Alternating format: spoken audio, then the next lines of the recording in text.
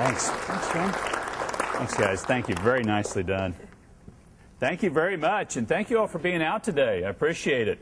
I flew commercial here today, so I know what it's like. Others have getting notoriety for starting to fly commercial. I've been doing this all along, so I understand the leg space on the issue. I do appreciate you guys being out today. I appreciate the guys that just did a triathlon. Way to go. And their dad that's with them that coached him on, although he didn't run with it. And I want to thank Bobby, too, for being here. Where's Bobby? Is he back in the back? Thanks for coming. I really appreciate that. Bobby has been the focal point after his sister's death, killing, that took place to her. And so I really appreciate you and your family and what you guys have stood for all along. This is a big fight, and I'm glad you guys are out to support this fight. And I'm glad we've been able to come up, I think, with terminology to describe this fight. It's about being pro-life and whole life. It's about being the life in the womb being sacred, unique, a child of a living God. But it's about that applying to everybody at every stage in life. And it's about that applies to Terri Schiavo. When she's in that difficult situation, she nonetheless remains a sacred, living life, a child of a loving God that should be protected and fought for. And we're not asking for anything extraordinary here. We're just asking for people to recognize what life is. It's an incredible gift. As a great theologian once said, it's gift and mystery. It's both. Each day is gift and mystery. And we shouldn't short-circuit it. We shouldn't say that some life is better or worth more than other life. Or that somehow because you live here and you look a certain way, that life is good. And because you look somehow different somewhere else, that life is bad. Or that this person is not a real person. This person is actually a piece of property and can be disposed of as others choose. None of that is right. I mean, what it is that each life is sacred. It should be protected. It should be fought for. It should be something that we as a people, we as a government, stand for, and it should be the basic foundational issue that we stand for. We hold these truths to be self-evident, that all men are created equal, that they're endowed by their government.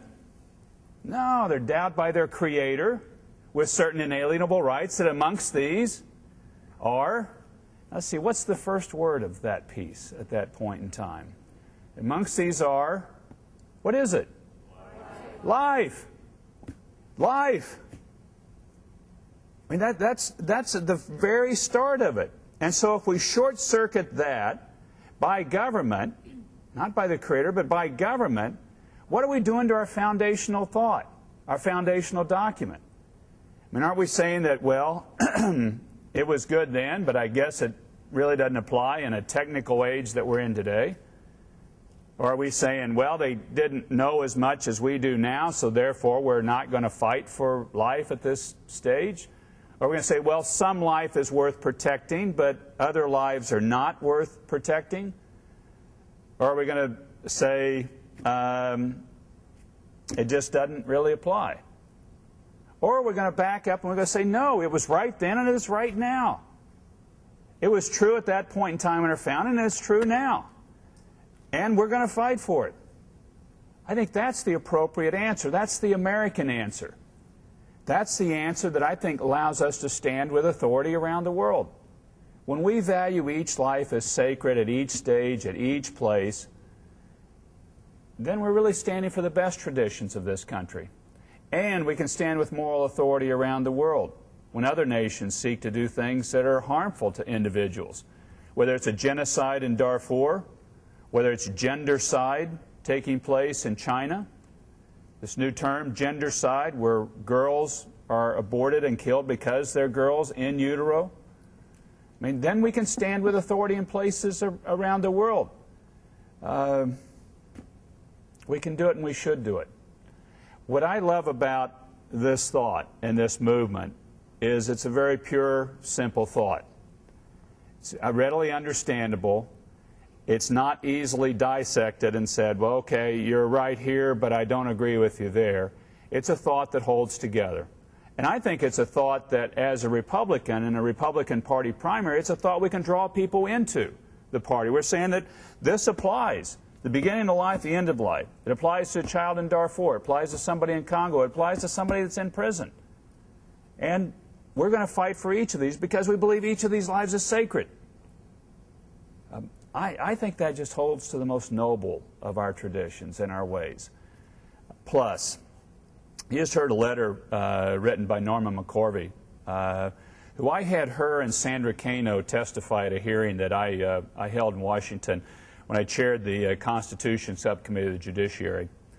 Both these ladies, Sandra Cano and Norma McCorvey, are the principal people in the cases of Roe v. Wade, Doe v. Bolton. Those are the two pillar cases that established the constitutional right to an abortion.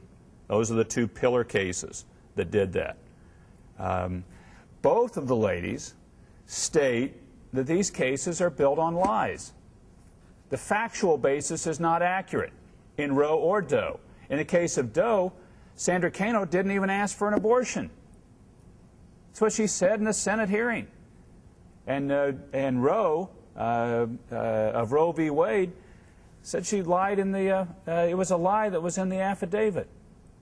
So your foundational cases that establish your constitutional right to an abortion, which is not in the Constitution, are built on lies. And we have 40 million dead since then. And you have the expansion of that taking place around the world because the country with the moral authority, the United States, doesn't stand. We can win this. We are one justice away from overturning Roe versus Wade. I want to be the president that appoints that justice so that we can end this night of wrong.